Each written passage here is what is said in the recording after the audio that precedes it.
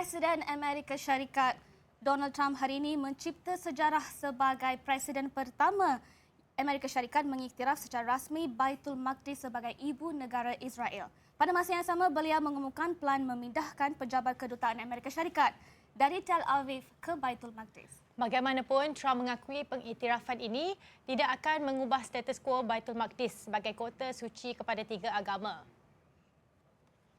I have determined that it is time to officially recognize Jerusalem as the capital of Israel.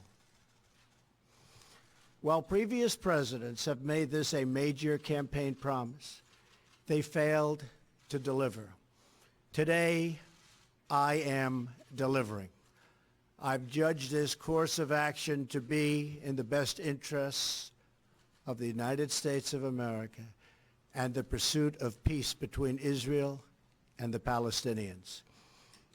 My announcement today marks... Susulan pengumuman Trump itu, Majlis Keselamatan Pertubuhan Bangsa-Bangsa Bersatu UNSC didesak mengadakan mesyuarat tergempar selepas pengiktirafan Baitul Maqdis sebagai ibu negara Israel. Desakan itu dibuat 8 negara terdiri daripada Bolivia, Mesir, Perancis, Itali, Senegal, Sweden, United Kingdom dan Uruguay yang mahu mesyuarat berkenaan diadakan menjelang akhir tahun minggu ini.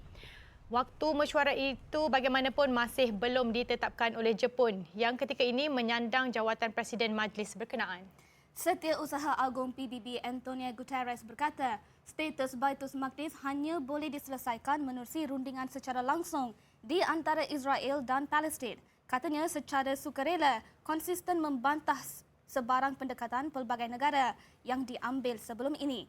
Sementara itu, Duta Besar Bolivia Sacha Sergio Laurenti Solis menyifatkan tindakan diambil Trump sebagai keputusan cuai serta berbahaya yang melanggar undang-undang antarabangsa dan resolusi ditetapkan UNSC. Ia satu ancaman bukan hanya kepada proses damai tetapi ancaman kepada keamanan serta keselamatan antarabangsa. Sementara itu, Wisma Putra hari ini menggesa Amerika Syarikat perlu menilai semula keputusan mengiktiraf Baitul Maqdis sebagai ibu negara Israel. Wisma Putra dalam satu kenyataan menegaskan keputusan itu akan menamatkan segala usaha ke arah menyelesaikan masalah berkaitan rakyat Palestin. Pendirian itu akan memberi kesan amat buruk bukan sahaja kepada keselamatan dan kestabilan di rantau berkenaan, tetapi turut menyemarakkan sentimen sekaligus semakin menyukarkan usaha memerangi keganasan.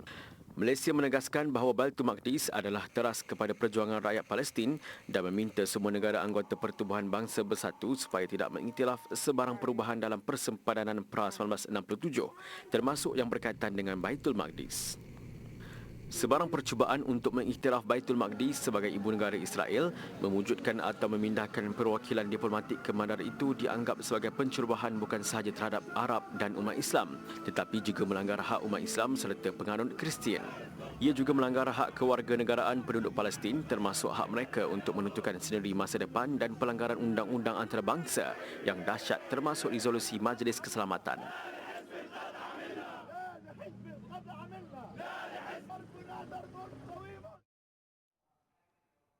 Bantahan terhadap keputusan Presiden Donald Trump turut disuarakan Australia. Menerusi Menteri Luarnya Julie Bishop Canberra menyatakan kebimbangan bahawa keputusan itu akan meningkatkan ketegangan antara penduduk Palestin dan Israel. Bishop dalam kenyataan yang sama juga menegaskan Australia masih komited dengan usaha penyelesaian dua negara di Baitul Maqdis. Canberra percaya rundingan damai hanyalah satu-satunya cara untuk mencapai kedamaian bagi Palestin dan Israel. Tambah Bishop lagi, Australia tidak merancang untuk memindahkan kedutaannya dari Tel Aviv. Selain Australia, Jerman turut tidak bersetuju dengan pendirian Trump dalam satu kenyataan oleh Chancellornya Angela Merkel menerusi Twitter. Di Turki, ribuan penduduk berarak membantah tindakan Amerika Syarikat itu. Bagi mereka, tindakan itu bermakna Al-Aqsa akan dijajah oleh Israel. Dan sebagai kiblat pertama umat Islam, perkara ini tidak dapat diterima oleh mereka. Di Ankara, bantahan sama diadakan di depan bangunan kedutaan Amerika Syarikat ke Turki. Sambil berhimpun, kumpulan terbabit menjulang sepanduk dengan perkataan tiada bandar akan selamat selagi Baitul Maqdis dijajah.